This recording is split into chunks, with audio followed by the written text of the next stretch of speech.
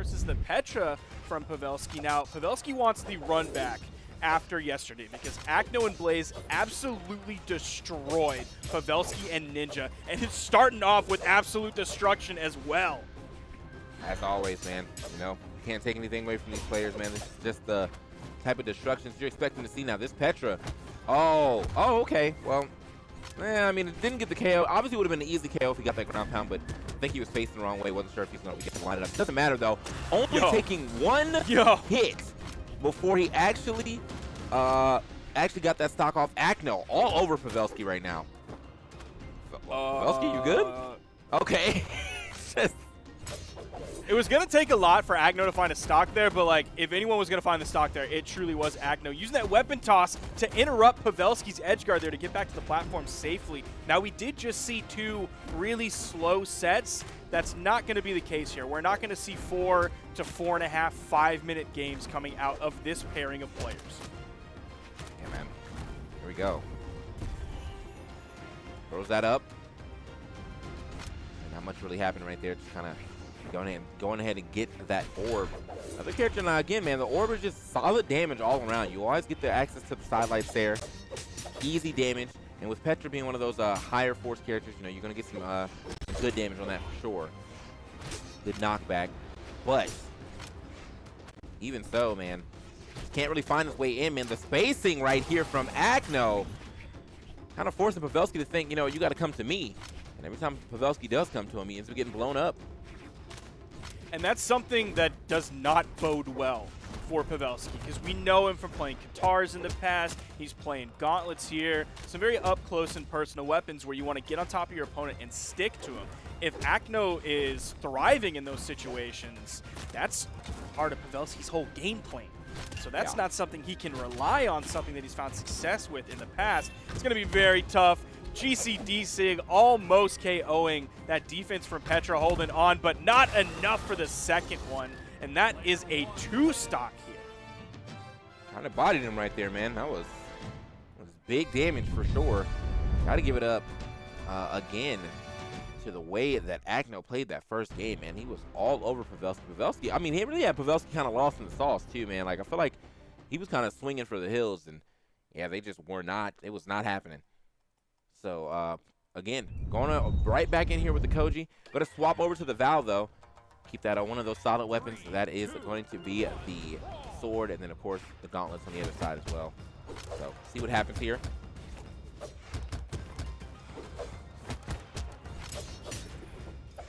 First weapon is going to be the gauntlets. It's a nice falling dare to start things off. Tries to run away, and Acno back-to-back sidelights after him. Then a D-light dare. Goes for the GC D-light. I'm not sure if he was really going for the read there on that one, expecting a dodge through from Pavelski, or maybe he just missed input there, because GC D-light the other direction, he would have nailed it. All right, hold on now. Big shots here. Speaking up, there it is. Nah, I like that. Actually, getting under him. I thought he was going to go for the recovery immediately, but no, somehow getting under him. I guess he knew that gravity cancel was coming. And then he found a nice little neutral light himself. Now, once the gauntlets. Oh, okay. Quick pickup. Now, I was going to say, man, like earlier on, I did say the gauntlets can have a hard time dealing with that bow. But if you're right on top of them, you don't have to worry about it, you know? This is where you wanted to be anyway.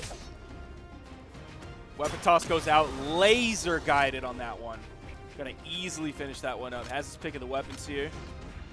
Seems like he wants to go back to the bow. Man, D-light, in-light on bow, it just feels so good to hit every single time. It's so easy to hit, does a decent amount of damage, has a decent amount of kill potential as well. It doesn't kill too much later than if you went for like the D-light recovery on bow. All right. So. Yo! Big damage right there. Hold on now. He actually was about to sap us. Oh, no. You talk about lost in the sauce. Pavelski was lost in his own sauce there, man. That's brutal. Yeah, he was looking like, I felt like he definitely felt like he had a little more momentum than he actually had there. One quick down air, and I guess he did not keep track of how many options that he had to get back to the stage. So good pickup, though, to keep it to an even game right here. Right back on the gauntlets. He is definitely trying to stay right on top of him. No No throws, no hits being thrown yet. He's waiting for probably most likely a dodge, so that way he can definitely get some guaranteed hits here.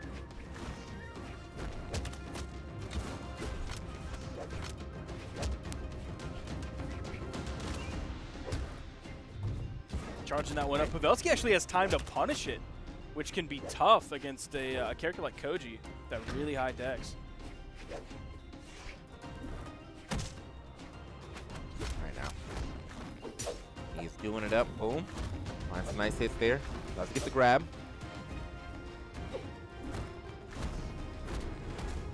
Wow. Oh, yo! Wow, at that, the double dunk action. That's what we like to see. Pavelski answering back super quickly on that Val, man. Yeah, the first game definitely didn't pay off for him at all on that Petra, but when he pulled the Val out, yeah, that definitely paid off. So now going right back into it, Acno and Pavelski saying, yeah, you know what, this is the matchup that we're going to play right now. And here is where the end of that game started. The sidelight, and then he got the nair. We don't actually get to see all of it before this next game goes, and they're ready to move on into this next game. I didn't even say anything during that stream because I actually didn't expect it to really continue like it did. Didn't expect the first ground pound, didn't expect the second ground pound to come out. He did have the dodge. He punished the dodge from Acno with the neutral air. That sort of really started that whole chain reaction into effect. Oh my gosh! His guarding of the corner, and Acno is done. Okay, man, that was actually OD, one. But two, I mean, this is just straight up a full-on turnaround from this first game, man. Acno really ran away that first game, but Pavelski, now he's kind of woken up. Okay, moving back onto the stage, man. Love it. It's so interesting to me that, like, oh, wow, at that, Pavelski. Okay, Pavelski, you're insane right now. You're going ham. Yeah, he's completely woken up. He's found his way to get on top of Acno and stay there, and he's also found a great job of dealing with Acno pushing onto Pavelski, right? You saw him do that in the very beginning. Okay. Throwing it up right now. Let's see what he can do. Moves around. Nice. So two-piece right there.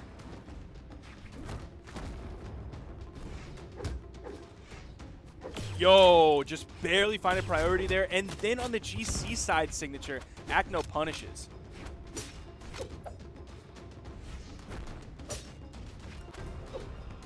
Right, Acno, you know, he's without a weapon.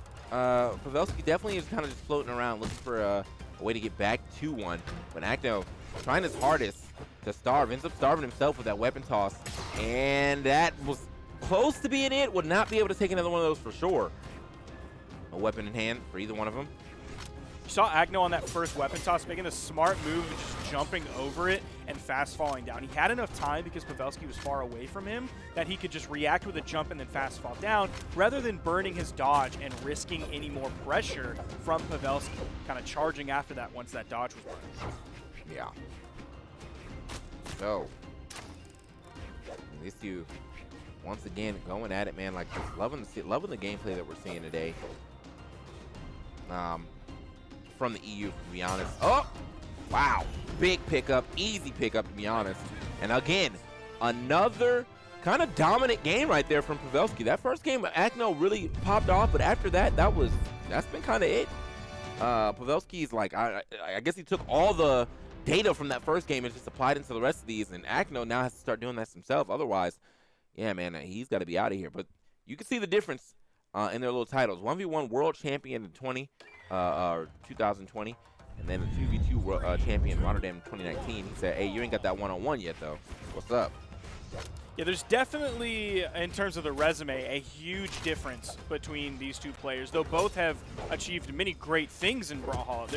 There's definitely a lot more medals pinned on Acno's chest. That was actually really close to hitting and KOing than there are pinned to Pavelski's chest.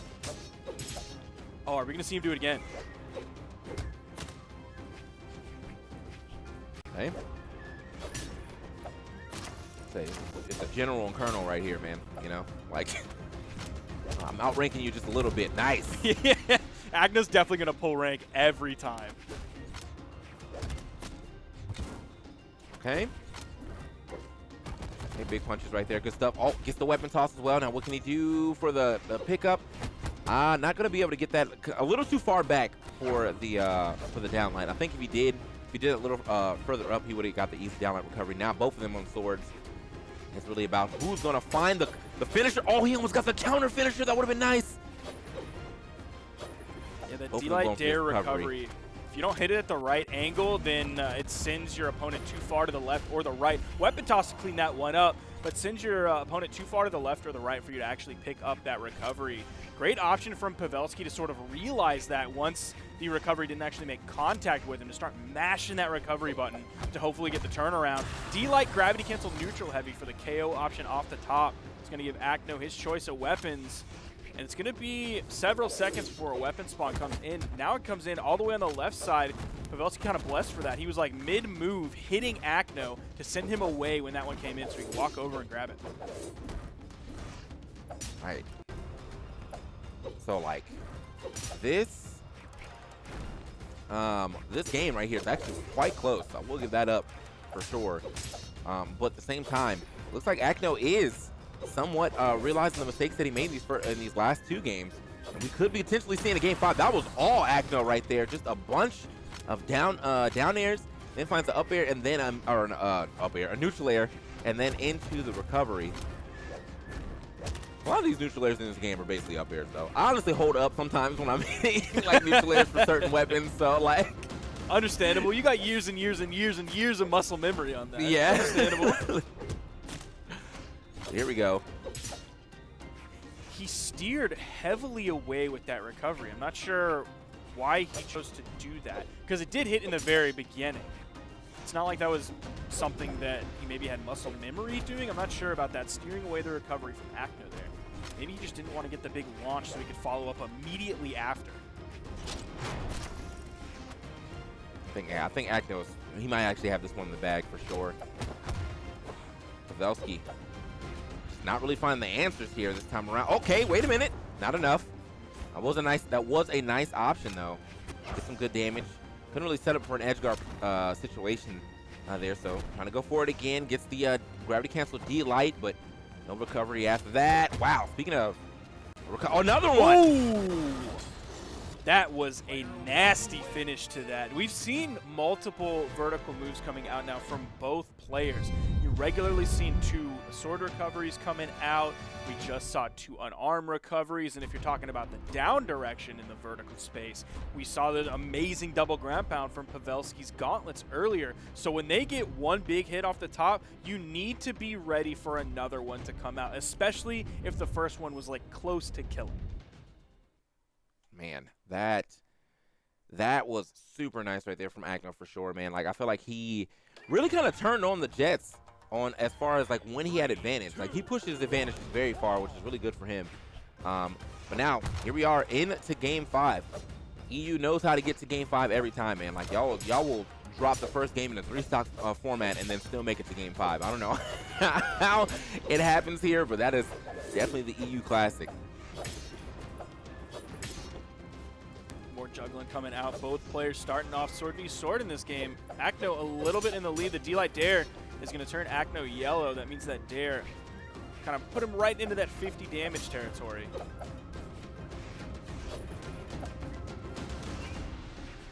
Okay.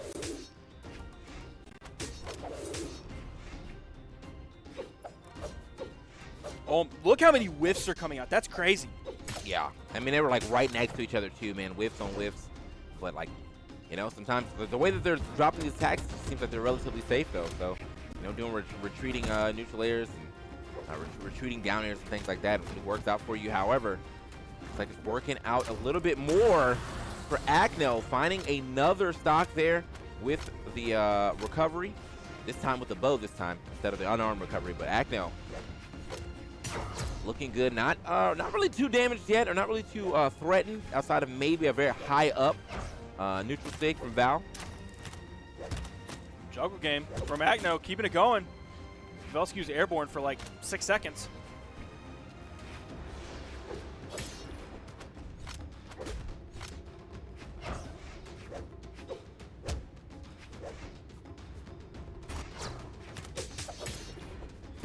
All right. Recovery. Nice option to KO off the top. Had time to punish after Acno's failed punish. He is definitely, once again, moving and grooving. Okay, big chops right there. I like it. Now I'm trying to. I'm really wondering how Acno is going to pull up. Oh! And avoid taking this much damage. Okay, he went a little crazy for that one, right? Down there was, well, never mind. You know, sometimes the crazy works. If that downer from crazy Acno works. Connected just a little bit earlier, though, before Pavelski got the wall touch, that would have been the stock. That would have been crazy. Just 1 second difference in timing. All right. So now Pavelski in the lead. Acno playing on his back foot. On his last stock as well. Oh, wow. Okay, that could have definitely been in. I think this is the easy pickup for him. No. Doesn't go off the... Where else was he going to go? He already wasted all his options. That was an easy ground pound. Unfortunately, Acno letting him live to see another day. And, well, he's making the most of that day for sure. Maybe he wasn't confident in how quickly the bow ground pound would move because it is pretty slow-moving ground pound. And he wanted to prioritize getting a weapon just in case Pavelski was able to dodge through or throw his weapon up or anything. He didn't want to have to fight at the weapon disadvantage, so he prioritized the weapon and then threw out a safe option on the edge because he is behind, and he's still behind, still struggling to find this KO option. We could see Pavelski very well take Acno out here.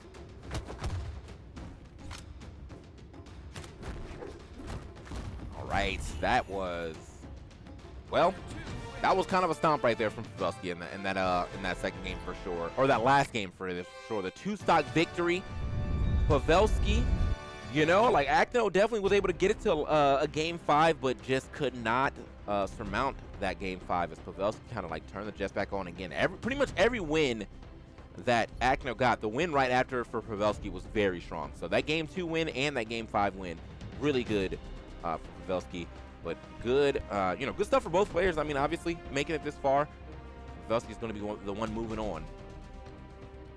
Just a quick bracket update to some of the things that happened down the loser side while that game happened. You can see the entire bracket in front of you right there. Simple went down 0-3. Fried Ass Olay came out 3-0 over Simple. Very...